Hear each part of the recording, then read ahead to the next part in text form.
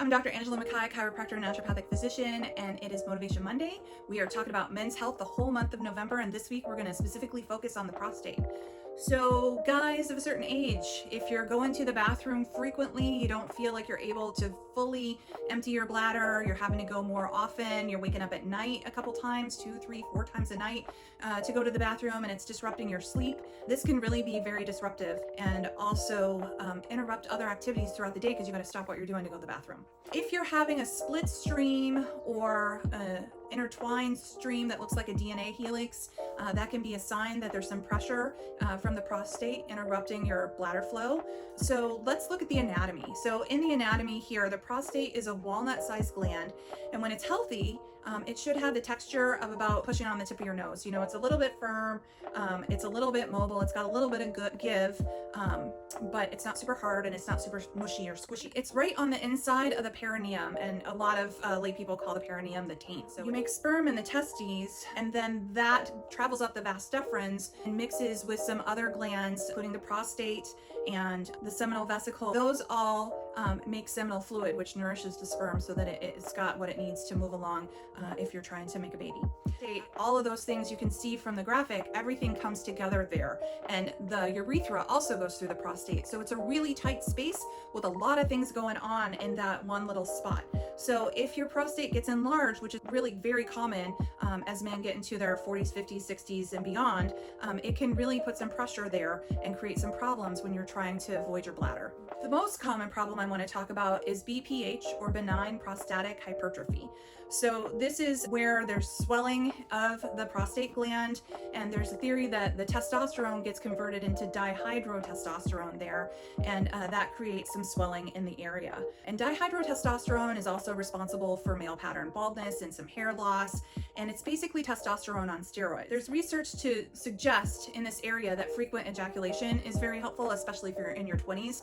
But if you're suffering from this problem in your 50s, 60s, whatever, it's a little late for that advice. Although I do recommend clearing out all of the pathways there so that you don't get a buildup of fluid and you're completely flushing out the line, so to speak. 3 times a week is a good number to aim for. You can also get prostatitis in this area, and there are different kinds of prostatitis, but that just means inflammation of the prostate gland.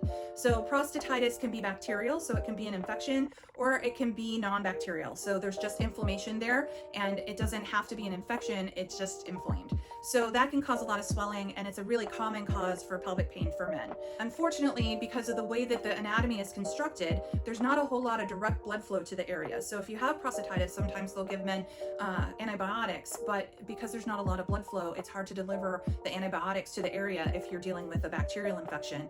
So that can be hard to treat as well.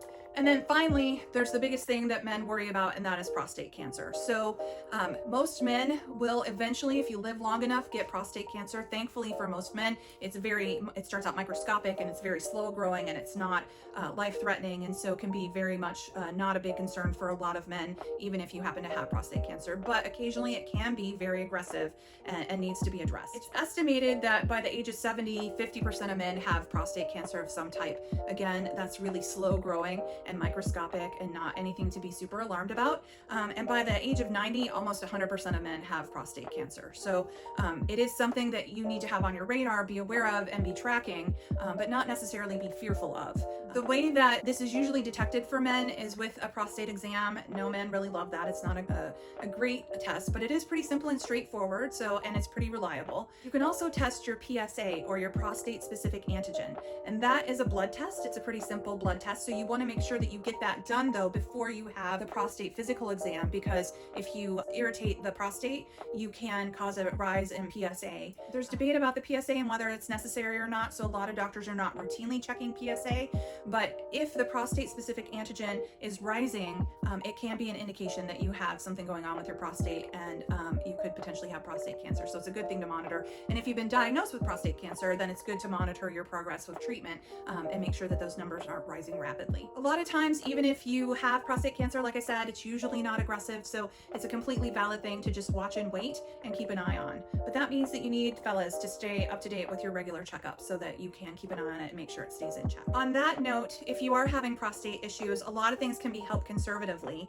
If you're really struggling and surgery is on the table, make sure that you really go through all your options with your urologist, because removing the prostate or having surgery in that area can be very problematic because it is such a delicate area with a lot of structures there. One of the side effects from having prostate surgery can be urinary incontinence, which nobody really wants to deal with, and or sexual dysfunction. So those are problematic side effects. You want to weigh your options very carefully. If it's you living and being cancer-free versus those side effects, obviously it's better to keep you around, but you really want to go into it with your eyes open with a full disclosure from your surgeon about what the likely outcomes are going to be. Stick around. We're going to talk about other ways to address prostate health throughout the week this week, and I will talk to you later.